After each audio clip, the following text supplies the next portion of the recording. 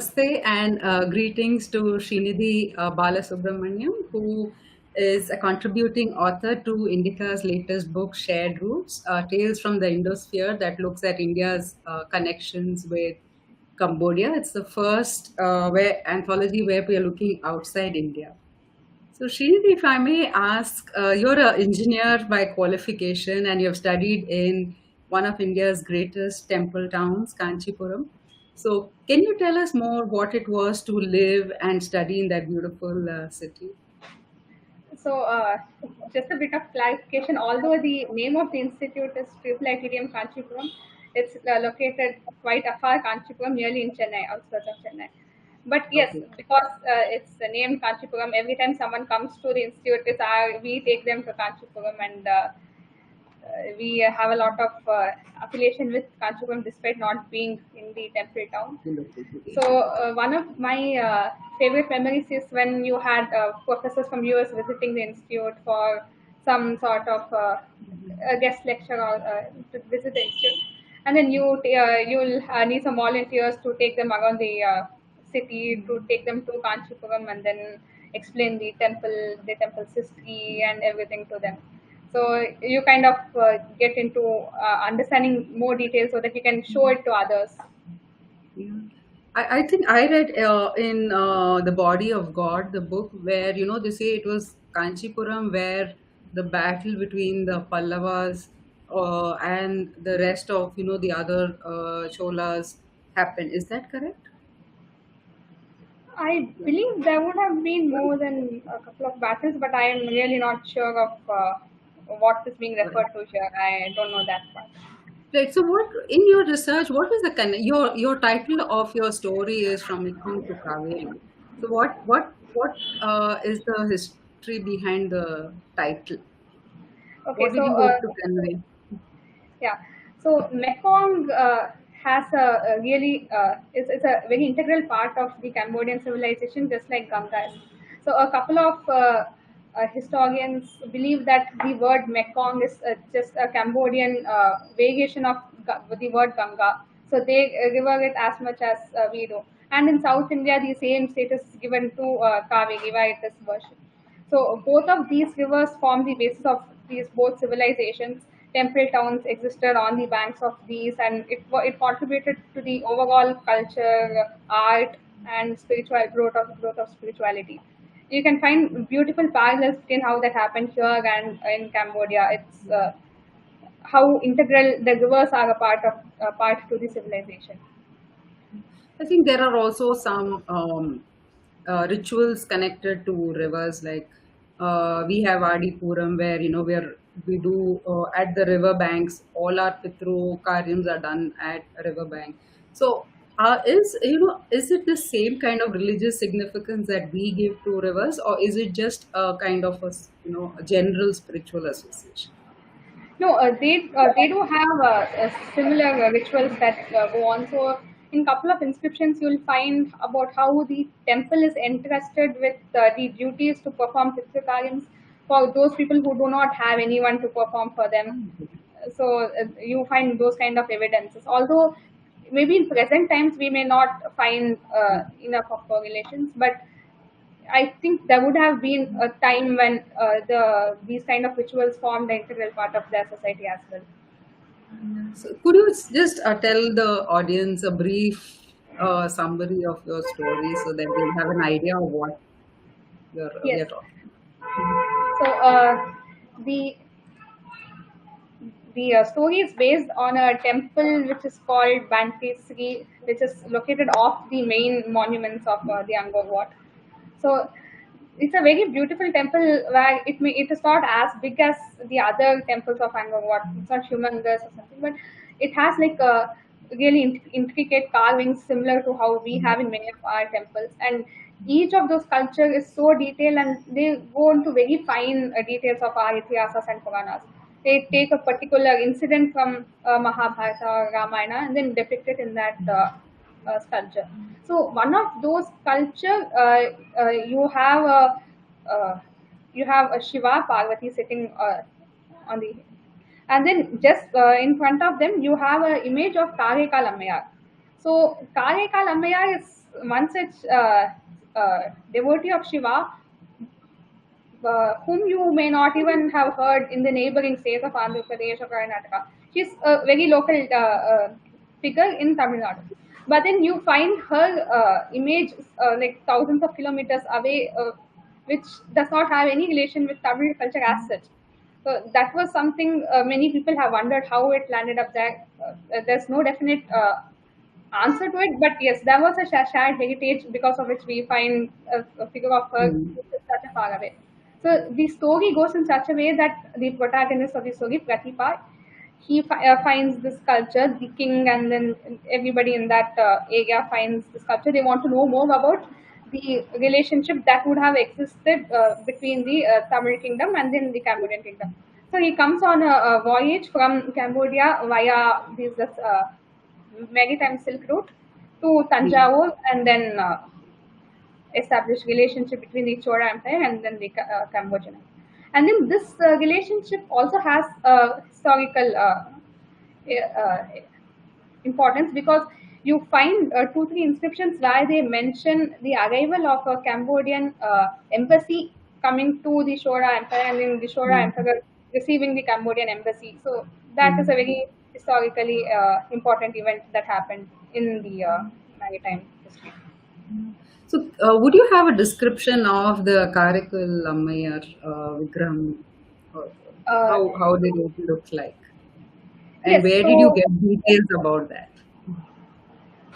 yeah, so on this, a couple of people, a couple of historians have written about the first time it was found. So this is the first depiction of Karaikal Ammayar anywhere at all. Even the ones in Tamil Nadu occur after that. So the right now it may have been withered, the sculpture as Yeah. such, but it is pretty evident about how the description follows the traditional description, uh, like a host kind of picture of the hair and Mm. then skull, bones emerging out of the skin. So that kind of a description, the sculpture work Exactly. matches that kind of a description. What is the significance of this deity to Shiva and Parvati?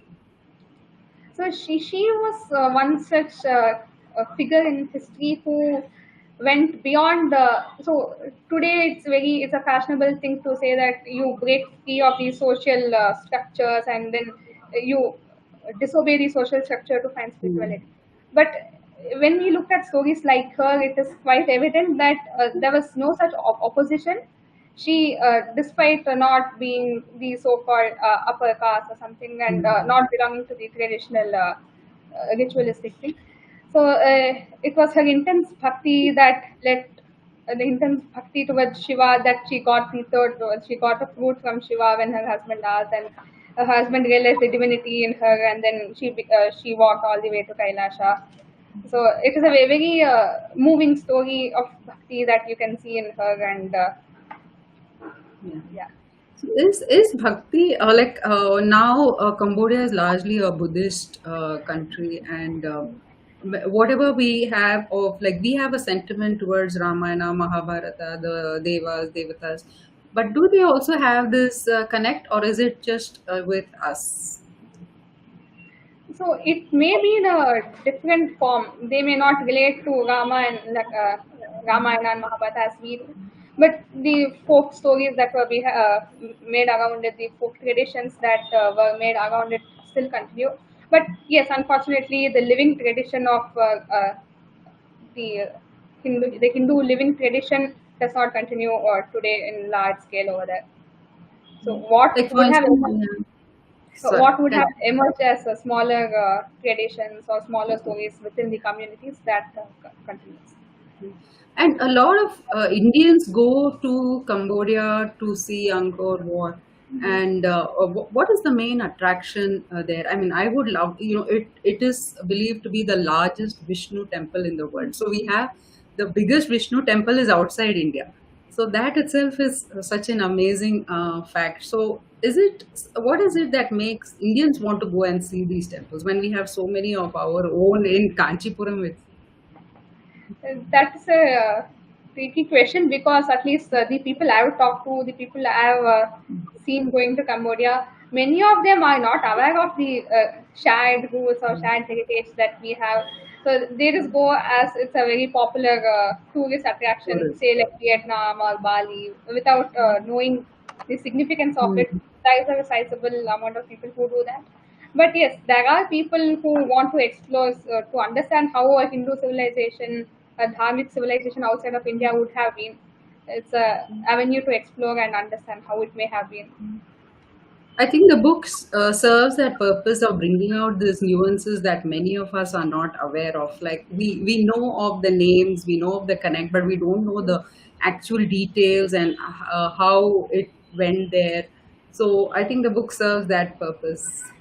True. So actually, I had a rough idea that yes, there was a shared work. But when I started writing, while doing the research, I came across a couple of beautiful and interesting facts. So uh, that architecture and then the epigraphy, the inscriptions that are found in the Cambodian temples, they are largely written in Sanskrit, in pure, very good Sanskrit. So a couple of epigraphists and historians have pointed out that even the Indian inscriptions did not reach that kind of a sophistication and that kind of appeal to the masses that it had over Mm. there. The Right. quantity and these kind Yeah, sophistication of I that. think yeah, when a culture goes outside India, it's taken care of more than when it is in India. I think we take it for granted sometimes our heritage than when it goes outside. Even the Indians outside value it a bit. Yes, that's true. So you're also an avid Carnatic music student and listener, Rasika. So what is there a musical connection between Cambodia and I have interviewed a few people who talk about a connection to dance and Okay. how a lot of dance has been gone from here. So do you find and did you find any connections to music? It's an interesting topic, but I did not find anything as with my limited time and research. I There should be, given that they also talk about the same texts that we had, all these Smritis and the Puranas, Itihasas, the Sanskrit grammar work. So I'm pretty sure there would have been the Natya Shastra and then the musical works would have also been prevalent. But I'm not aware of if there was anything more stronger connect. Correct. Because I think when we talk about shared roots, Indian culture itself is it's not split up into different that this went and that didn't go. We are so unified where our core philosophy is integrated into all aspects of its manifestation. So when you talk about music, you still have bhakti, you have the Ramayana all over our music. When it's dance, you have our philosophy, whether it's Ayurveda, yoga. So it is you cannot separate our philosophy from the different offerings that through which we experience it. So I'm sure it will be there in some form. Yes. What about the language itself, Like we know about Sanskrit and Khmer having a lot of commonality. What about Tamil, prevalence of Tamil in Cambodia? Are you aware? I'm not sure about the linguistic similarities as such, but some research point out the similarities between the Pallava script and then the script used in Southeast Asia. Mhm. So they have more in common with the Pallava script than, say, Brahmi or the other scripts that Mhm. were prevalent at that time. So the script that was followed in the inscriptions, you can see a good evolution from those many of these Southeast Asian scripts with the Pallava script. Right. So you're engineer and you're going to work and you're working as in the field of engineering and design. So where would all your other interests fit in your life when you get busy with work? So yes, you have a profession and you have a passion, and some people get both of them in the same Hmm. into the same. But Yeah. even during my engineering and the institute that I studied stress a lot on interdisciplinary work and explore. I mean, not sticking to the rigid boundaries of what you say science and what is art. So even in engineering, some of my projects dealt with, say, history or epigraphy. So to see how to use technology to make these subjects of humanities more accessible, or to how to protect and preserve it. So my final year project was actually to use language models to understand inscriptions and How lovely. Could you tell us something more about it? How do we do that? Is yeah. it So AI or yes, the key challenge with epigraphy in India is the sheer size and the lack of resources to deal with it. So you have like more than a lack of inscriptions, but the number of epigraphists who deal with it are really less. And most of the work that was done in like 19th and early 20th centuries. You have like they were printed in journals, and you don't even have a digital copy of that right now. Someone might have scanned it and put it in archive.org, but it is, you want to search it up on Google saying who did what in which date according to what inscription. There's no way you can find out, because it is not made in a digital friendly way. So to if we had to like manually create a digital infrastructure for that, that's going to take a lot of time and effort and resource. So one of the ways of bypassing the need for manual effort is to use some sort of automation, which is what I tried. So you have language models, which is what enable chat gpt and all the AI tools right? that so but you ask ChatGPT a question on inscription, it's not going to know because it does not have that data. But those language models have the capability to understand what you ask, and then it Hmm. has the capability to do the tasks that. Respond. Yeah. So you integrate it with your epigraphy data and fine tune Mhm. it in such a way that if you can have an interface to work with your make the best of the technology of the language models and then use it for your purpose. Wonderful. I hope your project is going to be used by some government, whether state or center. Where does the project go from there? So it's still in progress. We got started. I think it's been only 4, 5 or 6 months till now. So I started it in my final year. Uh, now the key challenge is getting in more data, or ensuring that it works in real life. So we were working on the Mm. technology part till now to ensure you have a proof of concept. So looking to expand it and taking it to the next level. Wonderful, Shni. Thank you so much. You've given us so much to think about, so many lines of thought where we could play a part in contributing to this shared connections with Cambodia. Thank you so much, and all the very best with your book. Thank you. Thank you so much. It was a pleasure talking. Namaste.